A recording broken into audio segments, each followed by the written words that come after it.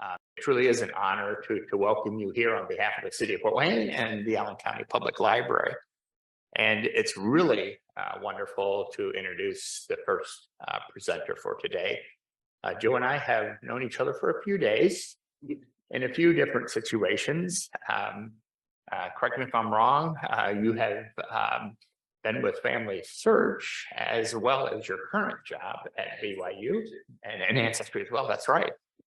So a man who has an amazing amount of knowledge, and from my perspective through our years, Joe, someone who's been very generous in sharing that knowledge and in sharing that expertise. I say without any hesitation that in his many roles and capacities, Joe has probably helped thousands upon thousands of people find more data, find more about their family stories. So we're in for a real treat this morning to have Joe talk to us as our first presenter. He will be around. He'll be bouncing back and forth between the leadership day downstairs, IGGP's leadership day, and us, but you'll be back this afternoon for the panel discussion. So there'll be many opportunities to leverage Joe's knowledge and experience. So please join me in welcoming Joe Everett, who's currently with Brigham Young University.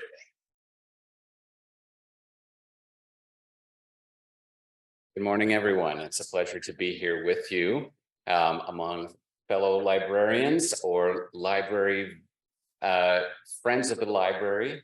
I recognize that some of you may not be working actively in libraries, but maybe serving libraries in different capacities. And so welcome to all of you, including those who are joining us online. I'm going to bring up my presentation here just a moment. Give me just a second. All right, so I've been asked to talk about resources as opposed to records that support German genealogy research. And we'll talk a lot about Germany proper, but these things can also apply to the broader German diaspora and other German-speaking countries, Austria, Switzerland, and their historic the historic locations where German was spoken and where Germans lived. So I'm going to do a brief overview of the research process, really quick and dirty. I recognize that some of you have more advanced levels of knowledge in German research, and some of this may be old hat for you, especially those of you who are also presenting today. But hopefully there'll be some nuggets that you may gain from this. Others of you are librarians thinking, I have no idea how to help somebody with German genealogy, so I'm hoping to pick up some tips here. And when that next person comes into my library and says, help, I have German ancestors, what do I do?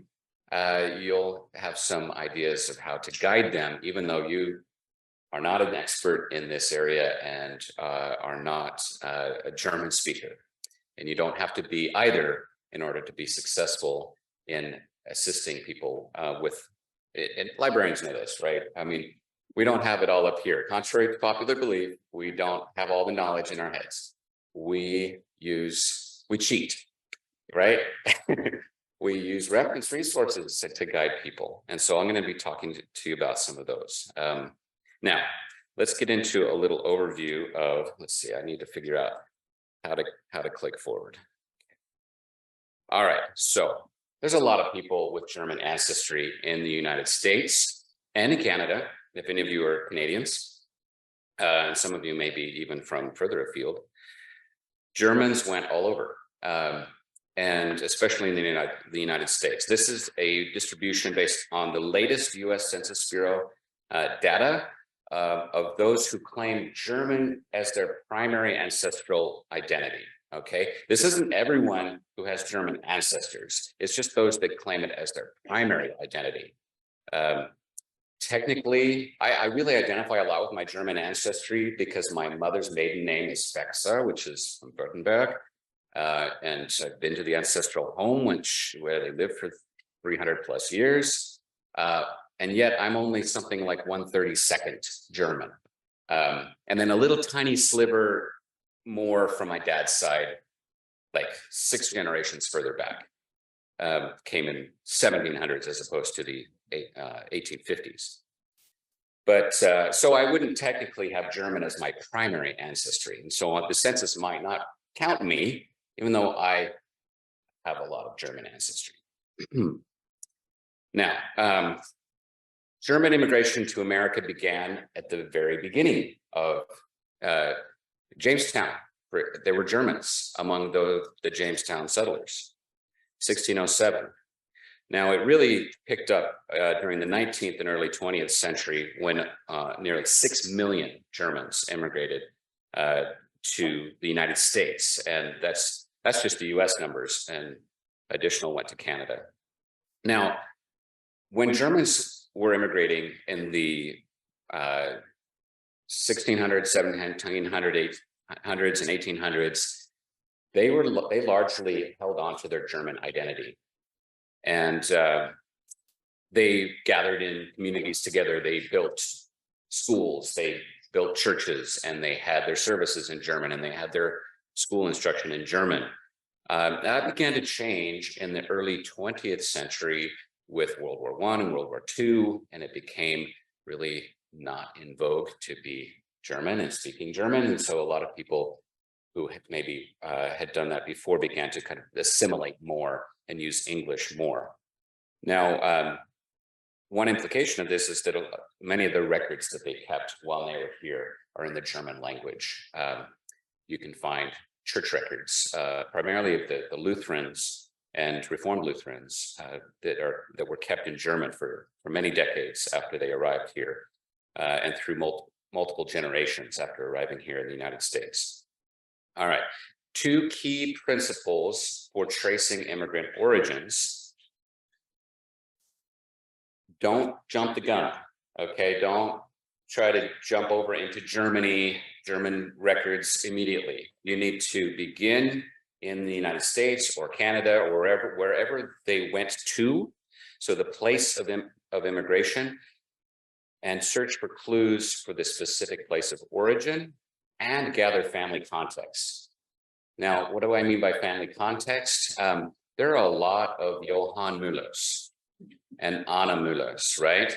Which one is yours? So you might find 2 people with the same name, born 3 months apart in the same parish. Which one is the ancestor, your ancestor or your patron's ancestor? The answer to that is the more you know about the family in the country that they went to, the more easily you will recognize them in the records of the country that they came from, okay? So look at occupations, look at what their religion was, look at the siblings, and look at multiple generations of the family that came over. Don't just focus tunnel vision on the one immigrant that is the primary focus.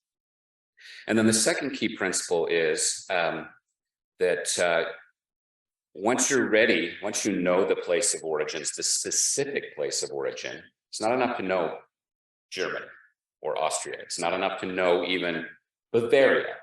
You need to get down to the specific village, okay? And then once you know that based on your homework you're doing in the country that they immigrated to, then you want to learn as much as you can about that place that they came from. And that will assist you if you know kind of the historical boundary changes that happened, if you understand about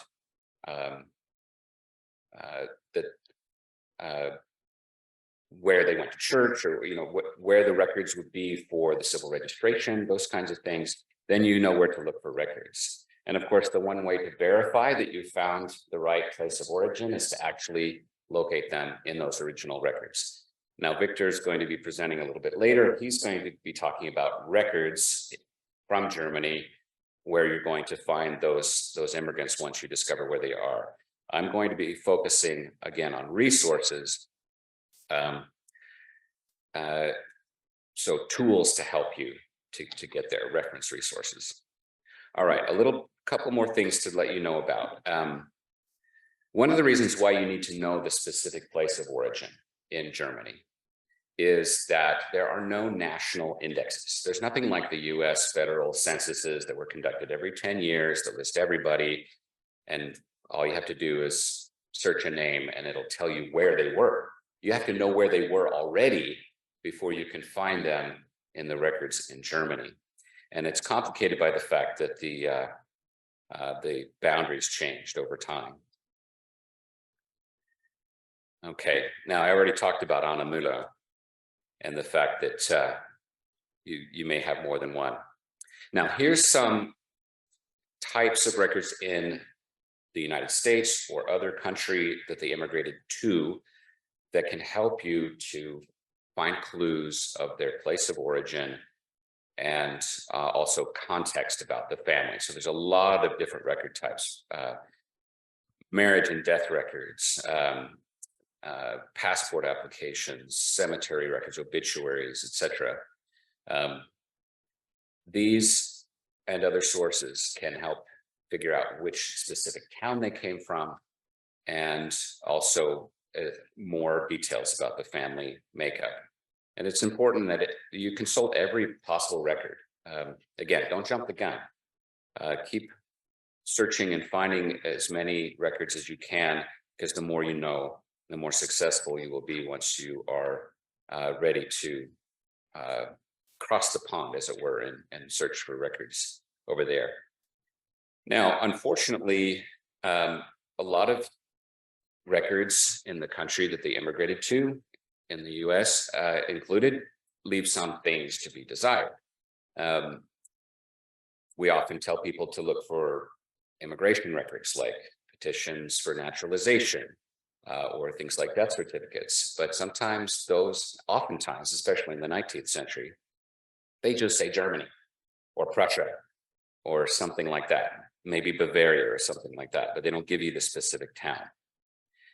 Dr. Roger Meinert, who will be here at this conference tomorrow and through the rest of the conference, did some he's done a lot of research for decades on German immigration to the US, and he provided these estimates of the likelihood of finding the town of origin in US record sets. And you can see here that the vast majority of records, your chances are between 5 and 30% at best of finding the place of origin. But church records in the US, those German churches where they held their services in German and they kept their birth, marriage, and death records in German, have a 60 to 70% chance of providing the place of origin. Now, there's a great reference, and now we're going to get into some resources.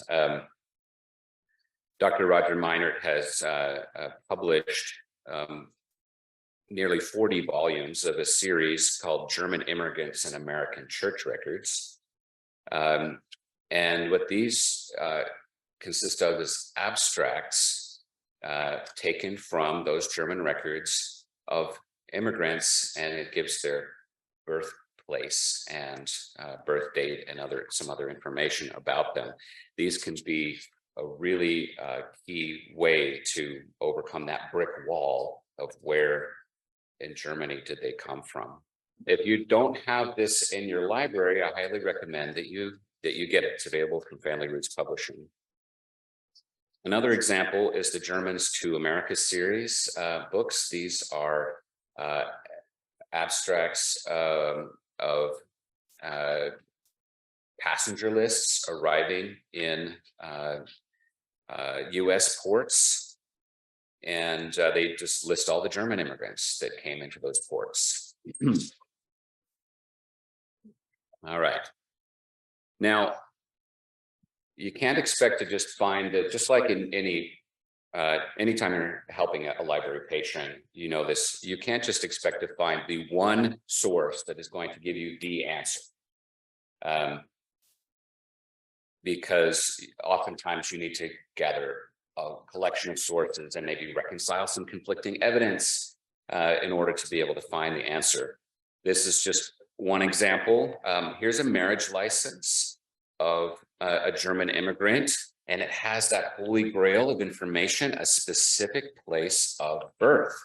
However, it says Boden, Walk Earth, Germany. And I will tell you there is no such place as that. The actual place is Waldkirch, Baden in Germany. So they got the province and the village flipped, and then they butchered the village name of Waldkirch, and it became Walk Earth. And then Baden was also butchered to become Boden. So it was kind of unrecognizable. So using various reference tools, I was able to figure out this and a little divine intervention, frankly, to kind of divine what that was supposed to be. We talked about the common names. And then Victor's going to talk more about this, but just a brief overview of the method. Once you have that specific place of origin in Germany, once I figured out that it's Waldkirch in Baden, what do I do? Well, first thing I can do is I can look up a Gazetteer, which is like a dictionary of places, and figure out where exactly is this Waldkirch. Where was the parish located? Did it have its own church, or did they go to church someplace down the road? Where was the civil registration office? And then look at other tools to figure out, well, where are those records to be found? What archive are they in, or what are they online? And then you're going to look for usually a birth record first of the immigrant. And once you find the birth record of the immigrant, then you can branch out from there and find their siblings and find the marriage of the parents, and then take it further back from there. Okay. A couple other things to mention. I talked about butchered names. It happens with people's names and it happens with place names. And there are some tools to help with that. You can see here two examples. One is a place name, Rothenburg, and one is a person's name, Wilhelmine. And you can see different forms, nicknames, anglicized versions of the name, simple misspellings. With places, you also get the vagaries of the higher jurisdictions it was part of, and then those may have variants as well. And then to make matters worse, just like there are many Johann Müllers, there are also many places with the same name. So heaven forbid your ancestor came from Hausen, because there's like 20 of them in Germany. So what do you do about that? Well, you also keep looking in the records in the place that they immigrated to for additional clues, not just a village name, but maybe you'll find a record that will mention that they were in Bavaria or in Württemberg. And now you know which Hausen is the right one to check, or at least you've narrowed it down. There might be 2 instead of 20. All right. And then, of course, I mentioned before that even if you know the specific place of origin, you can't necessarily find records for that place. If your ancestor came from Opelwitz, if they were born in Opelwitz, well, the church was in Schmaze. So when you go to an index or to an archive catalog looking for the records, you're not going to be looking for Opelwitz, you're going to be looking for Schmaze, and then searching within that for the births of people from all these little villages that surrounded Schmaze. Okay. Now, in genealogy in general, you kind of have this hierarchy of place searching, where you have the town level where records may be kept, but then you may have things at a county level and at a state level and at a country level. Okay. Well, Europeans' version of that looks like this. That changes over time. The same town winds up in different counties, different provinces, and even different countries over time. One example of this is Kleindammer, which used to be in Brandenburg in Prussia, and now is called Dabrowka Mała in Poland. And the Polish name sounds nothing like the German name, but they mean the same thing. They both mean little oak tree. But now those records may be in an archive in Poland, unless they were carried away at the end of World War II by the fleeing Germans westward into archives in Berlin or in Potsdam. And of course, last but not least, there's the dreaded handwriting, and these are, after all, going to be in German once you get into the German records. And there's no Google Translate for this yet, although AI is starting to learn how to index stuff like this, at least for English. They're working on other languages as well. All right, so this is what your patrons are confronted with, are all these issues that they have, all these hurdles that they have to go get over. So what are some tools to help them? Okay. One of the biggest ones is the FamilySearch Research Wiki. And I'll let some of you are nodding your head, you're familiar with this. If you do nothing else as a librarian, when you are helping a patron with their German research, then to point them to this, then you've been a big help to them. And you can feel good. You can sleep at night knowing that you've given them something useful that's going to help them progress. The FamilySearch Research Wiki is kind of like Wikipedia for genealogy. And I'll just show you some examples of things that you can find. Of course, you can just look up Germany, the country, or Austria or Switzerland, and you'll get this whole page all about the country, the record types that exist for that country, information about gazetteers, about naming patterns, about the language, about the handwriting, all these kinds of things. This is just giving you a sampling just on the homepage for Germany. They've got clickable maps where they have like the historic boundaries versus the modern boundaries. And then you can click into those and get to additional pages about this specific historic region. So for example, East Prussia, or Ostpreußen as it was called in German, it has its own page. In addition to the Germany page, there's a page for each province with specific resources for that province. Among those resources is a link to online records from that country or that province.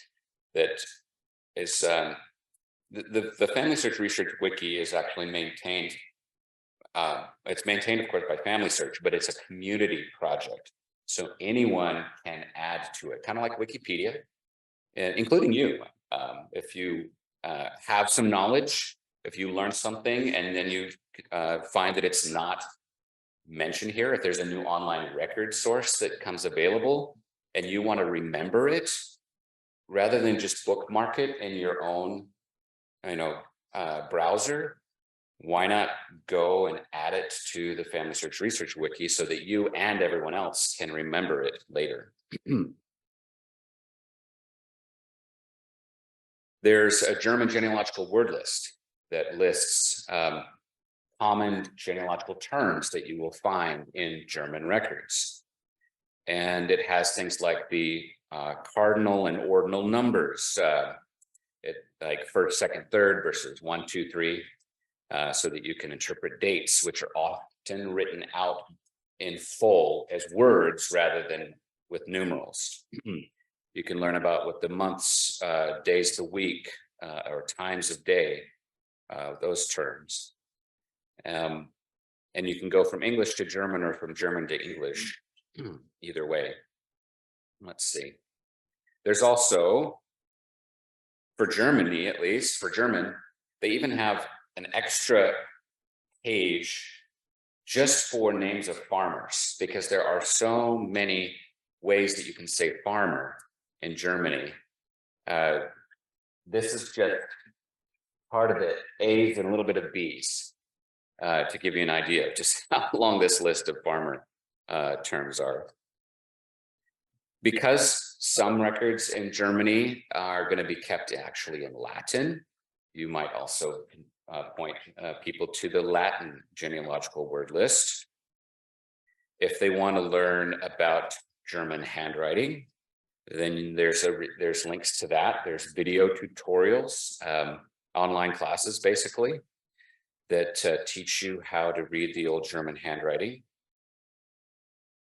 There's specific guides, like how to find the town of origin for Germany. What I told you in a nutshell earlier, you can read in detail tips for how to do that right here. So if a patron asks you, how do I find my town of origin? Just point them right here.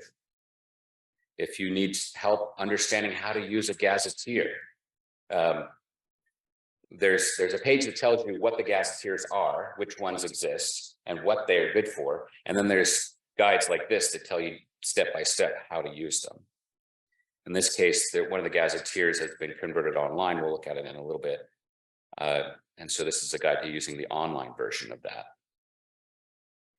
And this is a whole list of how-to guides that's like 2 pages long just for German. All right.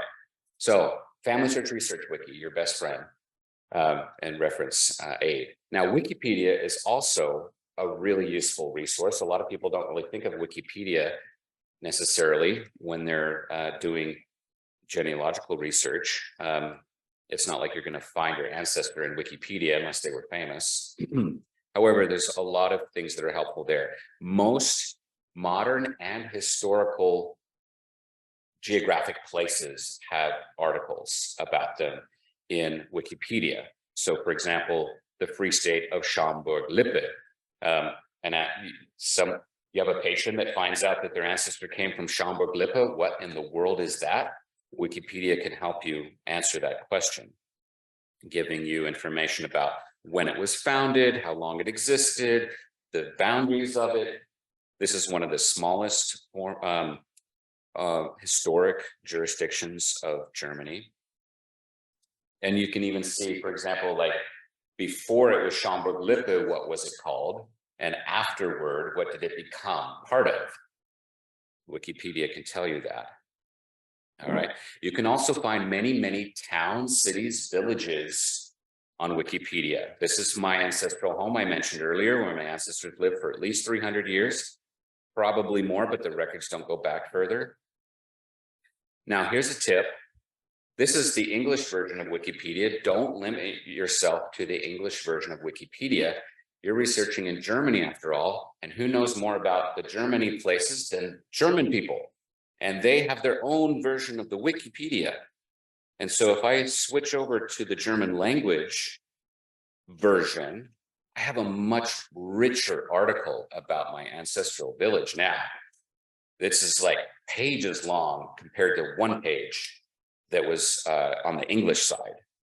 And then you can just use Google Translate. I hope everyone knows the little trick of right-clicking on the screen. At least this works in Google Chrome, and clicking Translate to English, and automatically the page is in English.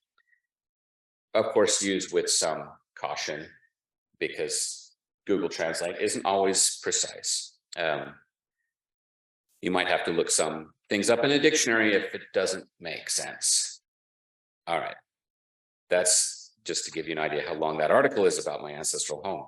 Another thing you can look up is surnames, origins and meaning of surnames. I looked up my mother's maiden name, which is Fexer, which is an archaic word. A lot of modern Germans may not know what Fexer means. And it turns out it is an old word for the word Steckling, which is a start, like a cutting from like a grapevine. So when you plant grapes, and you can do this with raspberries and some other plants, you don't plant a seed. Usually you cut a piece off of the vine, put it in some water until the roots sprout, and then you put that in the ground, and that will grow into a new vine. That's what a Fexer means. A lot of symbolic meaning in that for me. It also was a clue to where they came from, because where do they grow wine in Germany? Where do they grow grapes to make wine, that is? And the Tauber River region is one of the main wine growing areas, and sure enough, that's where they lived, is the Tauber River area. Now, I knew that from other contexts, but if I didn't, just knowing my ancestor's surname meaning could have helped me to narrow down where in Germany they were coming from. You can learn German grammar on Wikipedia, at least enough to get by. Nobody has to become fluent in German to be successful in their research, but it doesn't hurt to learn a few of the basics of the grammar, right? German toponymy. This is a great Wikipedia article. Toponymy is like the study of naming of places, okay? And so you'll hear a lot of German places that end with things like Heim and Hausen and Berg and Burg, etc. What do those things mean? Klein, Ober, Unter. This article will tell you what those things mean, so you can kind of derive from it at least some sense of what the place, what it meant. And then you can look up individual surnames, as I mentioned earlier. So this is given names and surnames. Many given names are also surnames, and you can see origins and meaning. Again, I recommend that you look it up in the German Wikipedia as well as the English, and then use that Google Translate to find some richer information. All right, so that's Wikipedia, just a sampling. Now, everything I'm talking about is in the handout or syllabus that accompanies this event today. So you can find links or citations to these resources. Now, this one's a little bit more challenging, and this may be for a little bit more for more advanced patrons, because this is all in German. This is the CompGen website, computer genealogy. It used to have an English interface, but they kind of seem to have abandoned that. But you can, again, use Google Translate to navigate it. This is a great resource. It has a lot of databases, like it has address books online. It has what are called Ortssippenbücher or Ortsfamilienbücher, which are town lineage books, where Germans are awesome because they will go to a town and then just go through 300-400 years of church records, extract all of the families, put them into little genealogy trees, and print that in a book. And then you can buy that book and find all of your relatives in that town. Well, CompGen, they've had a project of transcribing these into electronic form and making them searchable. So you can find a lot of these town lineage books online there. Address books are city directories. So lists of who lived in the, kind of like the phone book, but before there were phones. And so they've done that as well. They've extracted a lot of those city directories there. They have a gravestone database, kind of like Find a Grave or Billion Graves, but for Germany, and other resources. They have their own wiki. So this is kind of like the FamilySearch Research Wiki, but the German version, and specifically focused on Germanic genealogy, and tons of resources within that, which we won't have time to go over all of it. All right. So let's see. Let me go back one. Okay. Here we go. So just some examples of what their wiki includes. They have a whole page listing a bunch of dictionaries, the Lexica portal or lexicon portal, dictionaries including dictionaries of occupations, lists of abbreviations, historical terminology, types of diseases and causes of death, given name dictionaries, surname dictionaries, military terminology, calendar terms like religious feast days and things like that. People will come across these terms in the records and be lost as to what they mean, but these dictionaries can help them. Now, when you look up something in the dictionary, this is where Google Translate has its limitations. Because if this is the S's, for example. Oh, this is occupation specifically, and in German. I want to actually keep this in German so that I can find that word that I can't understand in the record I'm looking at first. Then once I click on that word and go into the definition of that word, then I can use Google Translate to have it tell me, because the definition is going to be in German, but Google Translate can help you make sense of that. All right, that's CompGen in a very brief nutshell. This is maybe feeling like drinking from a fire hose, but again, I'll refer you to your syllabus for the links for these. The best gazetteer, the most important gazetteer to be familiar with for Germany is the Meyers Gazetteer. The full name is Meyers Orts- und Verkehrslexikon des Deutschen Reichs. Meyer was a person who published reference works, and so it's a place and business directory, or not business, but Verkehrs. It's like transportation, basically. Dictionary of places. All right, and this was published originally as a book in the old Fraktur font, which looks like this, which is really hard for anybody to read, including native speakers of German today who haven't studied it. But the nice thing is that there's a wonderful volunteer that works at the FamilySearch Library in Salt Lake, Sister Marion Rainey, who transcribed this entire gazetteer and worked with a friend, a programmer named Brad Coleman, to create this web version, which makes it so that you can just search using normal characters for places. So Rehe, for example, if I search for that, I get a list of places that include that letter combination. And I pick the one that I'm looking for, and I can see details of it. There's the original text, a snippet of that, but then it has information on the right that helps transcribe that. And then below, let's see, below, just a moment. Well, I'm a little ahead of myself. Below, it gives some explanation in English of what those things mean. You can click and see the full page in context if you want to. There is, there's a map that you can click on, which takes you to a historic map, which is overlaid over Google Maps. So you can toggle back and forth between the historic map and the Google map. Let's see.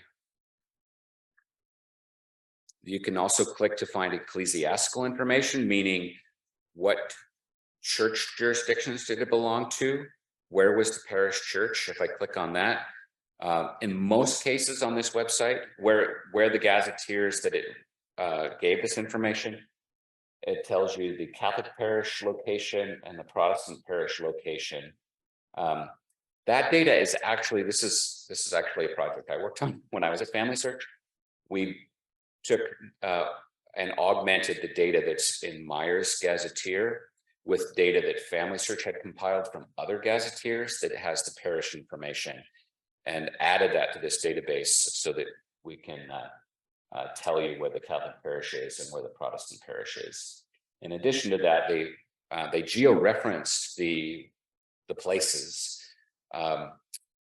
They looked up coordinates, and then they're able to create this table below that, based on the coordinates, it shows you, Meyers will tell you if it has a parish. It won't tell you if it doesn't have a parish where the parish is.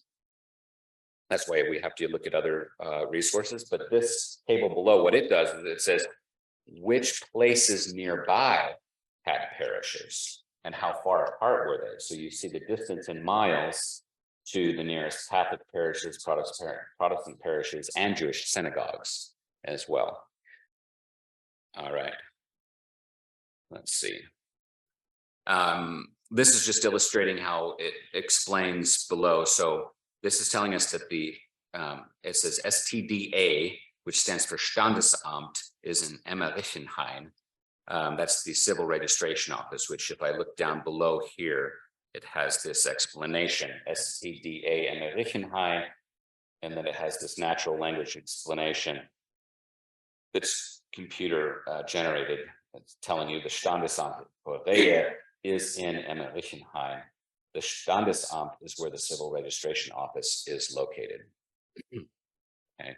So civil registration, if you're not familiar with the term, it's in the United States, we call it vital records. It's the birth, marriage, and death certificates that were kept by the government, as opposed to the birth, marriage, and death records that were kept by the churches. And one nice thing about German research is that you generally, at least for later time periods, have both. You have two chances of finding the birth and the marriage and the death, the church records and the civil records. All right.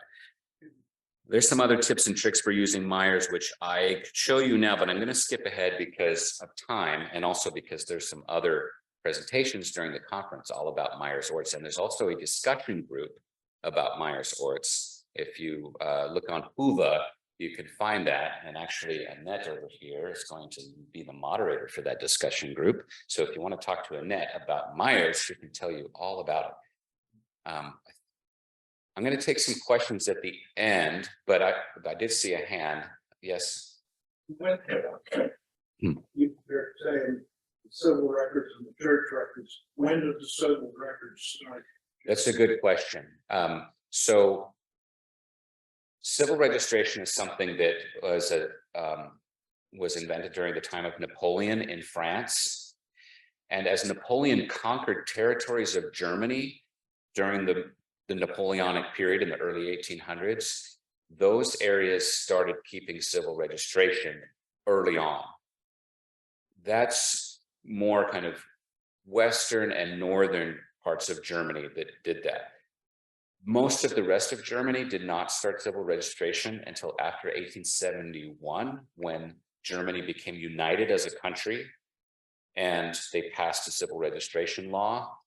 And it was really 1874 when it really took effect, and everyone was keeping a standard form of civil registration from 1874 onward.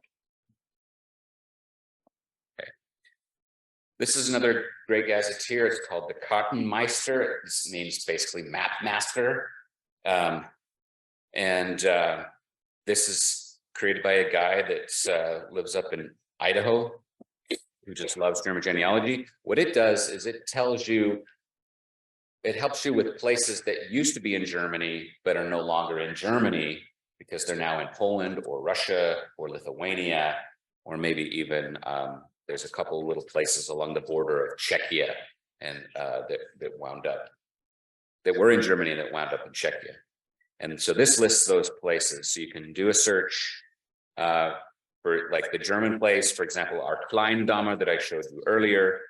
And then I can pull up the details of that. And so here I can see Kleindammer, its Polish name, Dabrowka Mała, the German province that it was in, the county it was in, and then down below what the Lutheran parish was and what the Catholic parish was, at least as of 1905, and also where the civil registration office was. Okay, let's see. Oh, and then there's a map. You can actually click, it'll take you to a map showing you where that place is. Another great map resource is MapTire, which is now called Arcanum Maps. This is a Hungarian archive project, and it's fantastic. They've taken historic maps of Europe and overlaid them over a modern map, like similar to a Google map. And so you can see, you can compare the modern day map with how it looked 100+ years ago. And they've got most of Europe covered. And this is a screenshot I took months ago, and so it's probably since been updated. You can see almost all of Western Europe, as well as Western and Eastern Europe, because this is Russia over here. Now, if it's European Russia, this go all the way to Slavic Russia. But the vast majority of European Russia is included. All of the Austro-Hungarian Empire is included. And all the German Empire, except for a couple pockets here in East and West Russia, which they're still working on, are included. So you can zoom in to great detail on these historic topographic maps. This is showing Garmisch-Partenkirchen, where I lived for a few years. And you can talk, yes? Something that's really amazing about this particular map is I was showing it to my son who was in his 20s. When you zoom into it, he loves photography. He was amazed at the detail.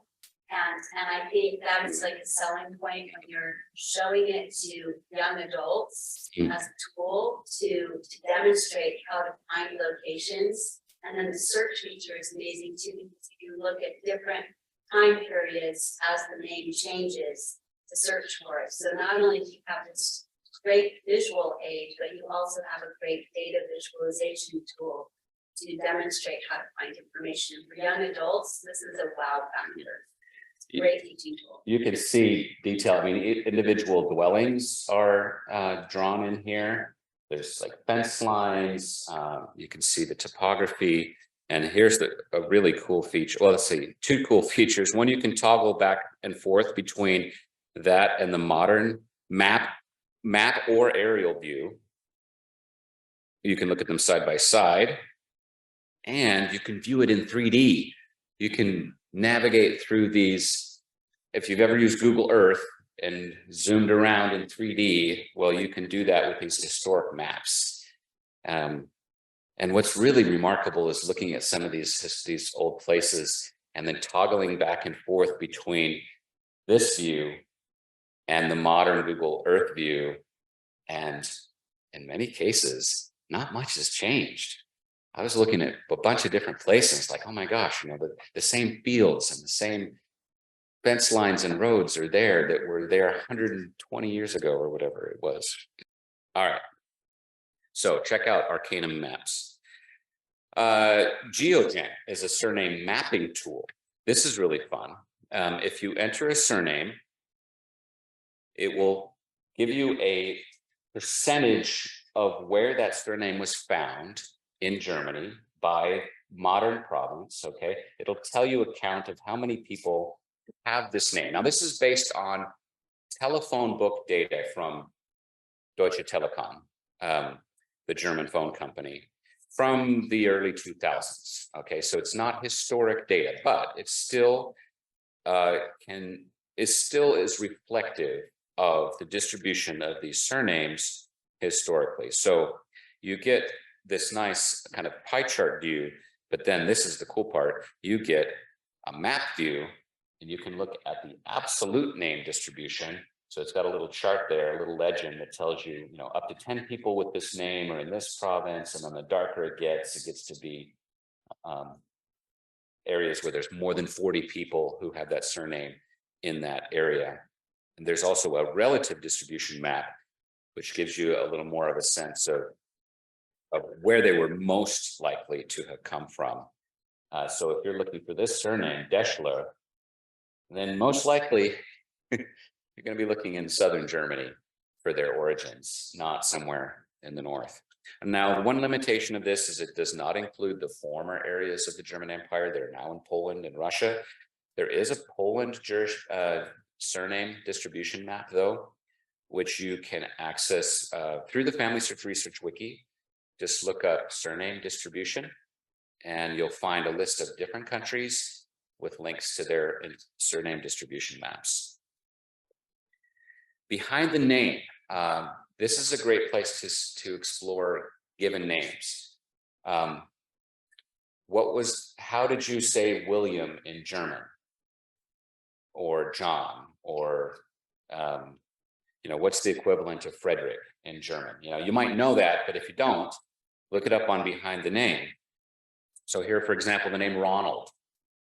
You have a German immigrant who went by the name Ronald once they came to America. This will tell you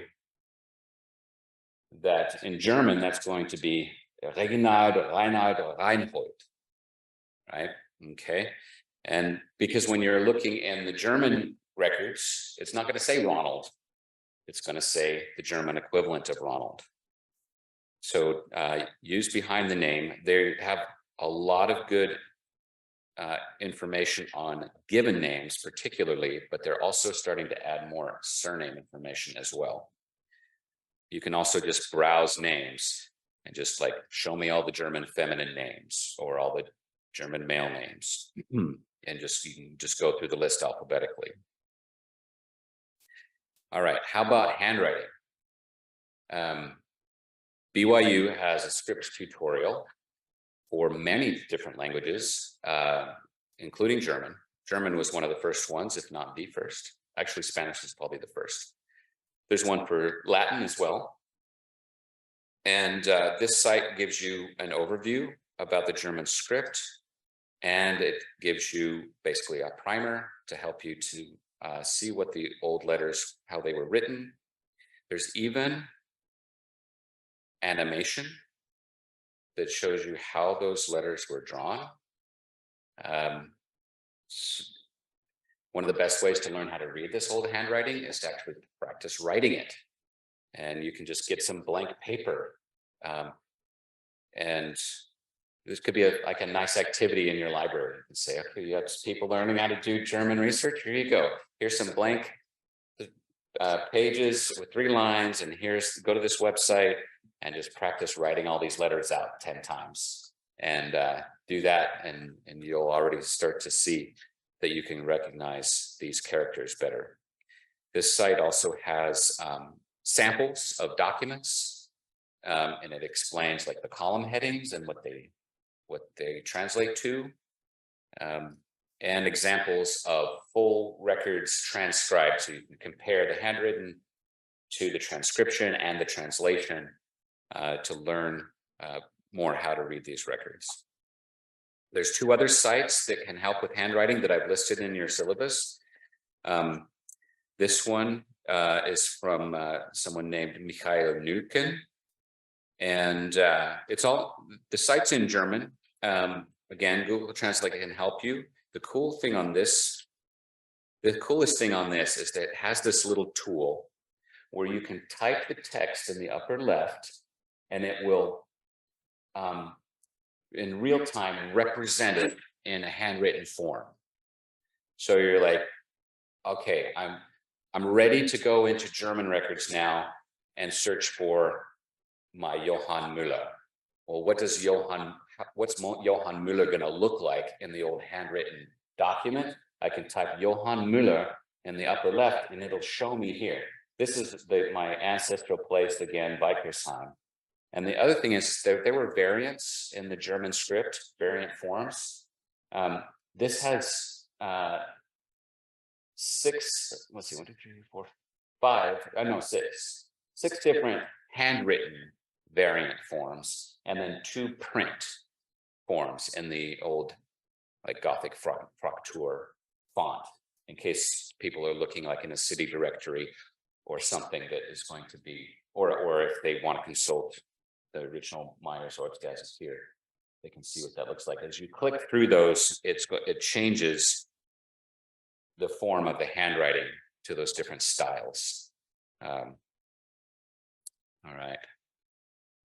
And then there's also document examples where you can see a document and then you can hover over it and it'll show you the transcription of what it is in normal Latin characters. Now it's in German, so you still need to do some work to then translate that to what that means in English, but at least you can read what it even says in German to begin with, to be able to put it into Google Translate or look it up in a dictionary. This is another handwriting help site, Read Switzerland. This has some English interface, an English version and a German version. The German version has a little bit more bells and whistles to it, so you can maybe experiment with both. One of the things it has is a little clickable type keyboard, basically, so you can just type individual letters and it'll, similar to the other site, give you the handwritten form. Just in the Sutherland, which is one particular style of German handwriting that predominated during a period of time. This website also includes this nice chart showing you the letters of the alphabet and variant forms, like all the different ways an A could have been written or a D. And so if people are struggling to read old handwriting because somebody's writing their D's in a weird way, you know, they can consult a chart like this and see, oh, okay, there's that squiggle. That's a D, is it? Okay. And then there's also the Gothic print font variants as well.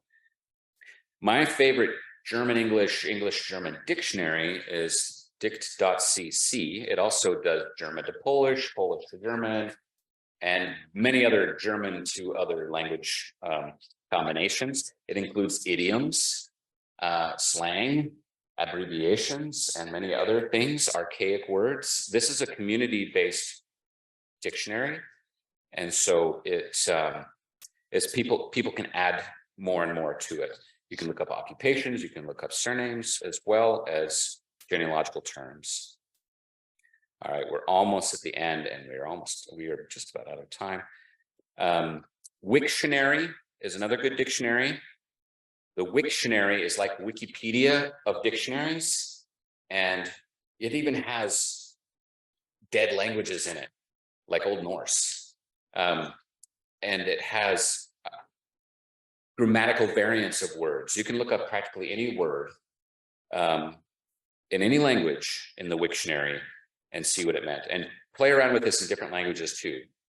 You can use Wiktionary in English, but you can also use Wiktionary in German, and you may find more things in the German version, and then use Google Translate to help you. All right, we're out of time.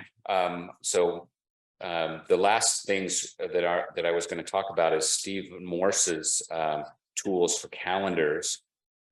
You can use these to convert like Julian calendar dates to Gregorian dates, and the French calendar to the Gregorian or Julian calendar. And also there's calculator.net. There's a link to that in your syllabus as well. This is useful, like if you have an age at the time of death, you can calculate the birth date, things like that. Yes. I was just going to make a comment. As school supplies start coming out, you'll find eraser boards that have those lines on it. Perfect for the young grades. And if you practice those letters, you'll learn what they look like and how they feel. Yeah. Frankly, we could use that for English too, right? Kids these days, they're not learning handwriting anymore. And so sometimes you got to teach them English cursive, and then we can introduce them to German cursive. Just think how many kids will be able to translate our language, our handwriting that they can't read now. Yeah, yeah. Someday we'll be teaching American paleography. I guess you can already do that, but to some extent if you're into early 1700s records. Other questions or comments? You didn't mention the red dictionary. The red dictionary. Oh, you mean Tode's dictionary, the German Genealogical Dictionary. Did I list that one in the syllabus? That's a good one.